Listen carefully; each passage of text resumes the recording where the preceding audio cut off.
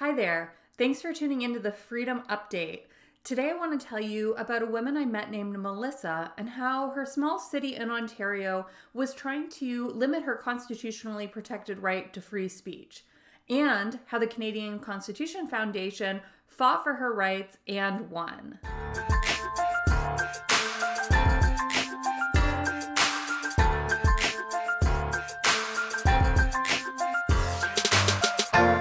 If you're new here, welcome. My name is Christine Van Geyn, and I'm the Litigation Director for the Canadian Constitution Foundation, a Canadian legal charity that fights for fundamental freedoms in Canada.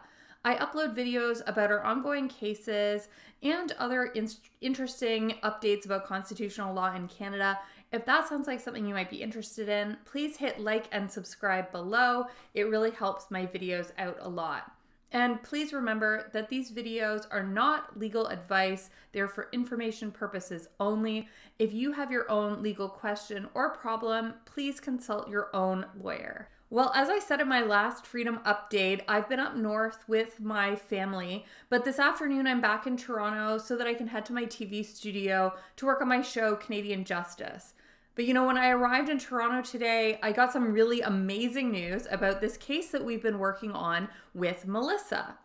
Melissa lives in a small city in Ontario called Port Colborne, and like many people, she's mad at her government. So mad that she put a flag outside of her house that says, "Forget Trudeau." Well, it actually says a different F word, and you can probably guess which one. But we're lucky to live in a country like Canada where we're free to criticize our government and our elected political leaders using whatever words we choose. This is a really precious freedom that so many people around the world don't have. The fact that we in Canada have this freedom to criticize our own government and our political leaders is something that's really special, it's something that's rare, and it's something that needs to be protected. So when I read in a local news report that Melissa's city of Port Colborne was ordering her to take down her flag, I was pretty upset. But I had no way of contacting Melissa. The article that I read this story in didn't include any information that I could use to contact her. So that's when I got in my car and I went on a bit of an adventure. I drove 2 hours on a cold fall afternoon to Port Colborne to go and try and find this house with the flag. Now, the house wasn't really very hard to find. Port Colborne isn't that big, and I basically just drove around looking for the flag. So when I found it, I knocked on the door, hoping to speak to whoever lived there. Nobody answered, so I left a note describing who I am and who the Canadian Constitution Foundation is, and that we wanted to help. I thought, maybe nothing will come of it, but maybe I'll get a phone call. Well, a few hours later, I did get a phone call, and it was from Melissa. Melissa is a hardworking young mom, and she had put up this anti-Trudeau flag on her house the day after the federal election because she was frustrated with the result. Melissa told me that she first learned that the town was ordering her to take down her flag from the same news report that I had read. She actually, at that point, hadn't even heard from the town. So she was understandably pretty upset and confused. It would come as a shock to a lot of people to wake up one day and see a picture of their house in the newspaper. Melissa also confirmed to me that she definitely did not want to take down her flag.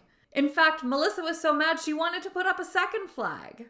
So I told Melissa that I support her right to fly the flag and that she has a charter-protected right to fly it and to call me right away if the town does try to stop her.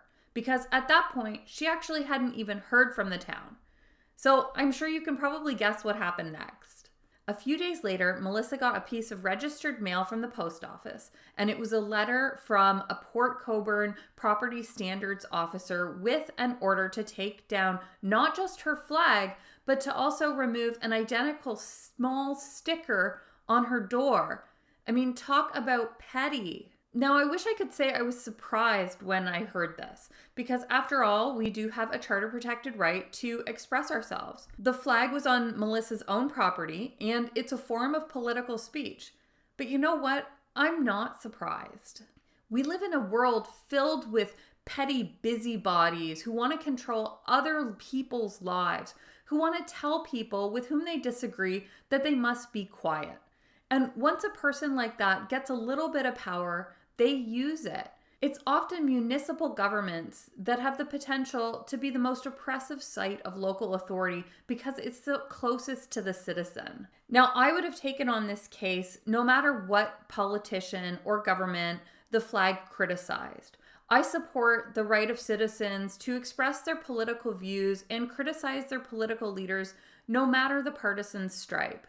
And to be honest, there are a lot of politicians from every party right now who are worthy of some pretty serious criticism. So when I got this call from Melissa about the order, I promised her that I would help fight to keep her flag flying.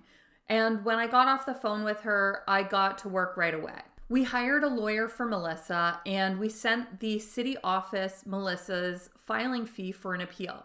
But even though the fee was paid before the deadline set out in the notice, the city sent Melissa a letter back refusing to even hear her appeal.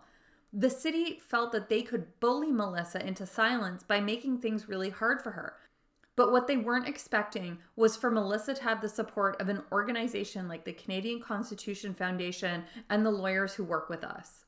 Now, when the town got our letters and our notice of application for judicial review, they changed their tune pretty quickly. On January 13th, they sent Melissa and us a letter rescinding the order, an order that should never have been issued in the first place. So I can say Melissa's flag is up, flying, and I'm happy that she has had this wonderful result protecting her freedom of expression.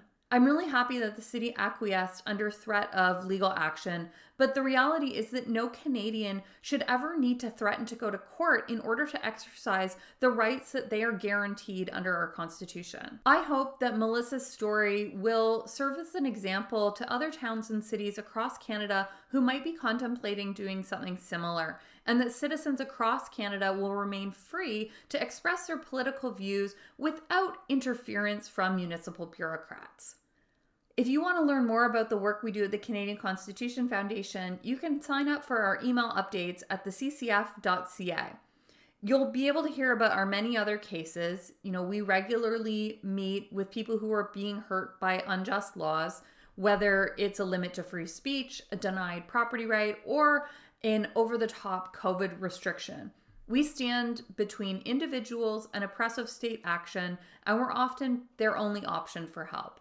So I want to thank everybody who donated to support Melissa's case. We had a really successful outcome in this particular case, and we are sure to have many more victories in the year ahead of 2022.